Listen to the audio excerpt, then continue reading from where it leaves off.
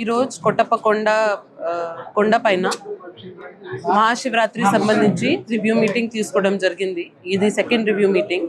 13th, 14th, 15th 3 రోజు మహాశివరాత్రి పండుగ సంబంధించి చాలా ఎక్కువ మంది భక్తులు ఇక్కడికి వస్తారు కాబట్టి దాని అరేంజ్మెంట్స్ గురించి ఈ మీటింగ్ పెట్టుకోవడం జరిగింది. అరేంజ్మెంట్స్ భాగంగా ముఖ్యంగా భక్తులకి బేసిక్ ఫెసిలిటీస్, ఇక్కడ సమ్మర్ ఉంటుంది కాబట్టి shade nets, mobile toilets, water facility ఇవన్నీ పెట్టుకోవడానికి వర్క్ ఆల్రెడీ స్టార్ట్ అయినాయి. దాంతోపాటు ఇక్కడ డార్మిటరీస్ ఉన్నాయి, అక్కడ బేసిక్ అరేంజ్మెంట్స్ కూడా రిపేర్ వర్క్స్ జరుగుతున్నాయి. ఫస్ట్ వీక్ ఆఫ్ ఫిబ్రవరి కల్లా ఆల్ డిపార్ట్మెంట్స్కి ఈ వర్క్స్ కంప్లీట్ చేయాలి చెప్పడం జరిగింది. దీని భాగంగా sanitation staff, municipal commissioner, municipality Vinukonda, Sattenapalli, Chilakaluripet నుంచి కూడా స్టాఫ్ డిప్యూట్ చేయడం జరుగుతుంది ఆ 1 వీక్ కోసం.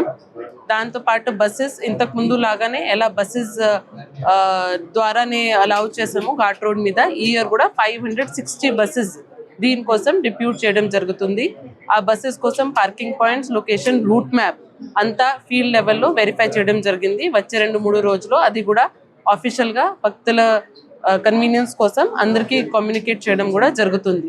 ముఖ్యంగా నర్సరావుపేటలో, చిలుకలూరిపేట వైపు నుంచి వచ్చిన ఏరియాస్లో ఇయర్ మార్క్ చేసుకొని అక్కడ కూడా అన్ని ఫెసిలిటీస్ ఇస్తున్నాం. దీంతో పాటు ఎల్లుండి మనకి డిప్యూటీ సీఎం గారు ప్రోగ్రామ్ కూడా ఉంటుంది. ఆనరబుల్ డిప్యూటీ సీఎం గారు 10:30 AM ఇక్కడికి వస్తున్నారు.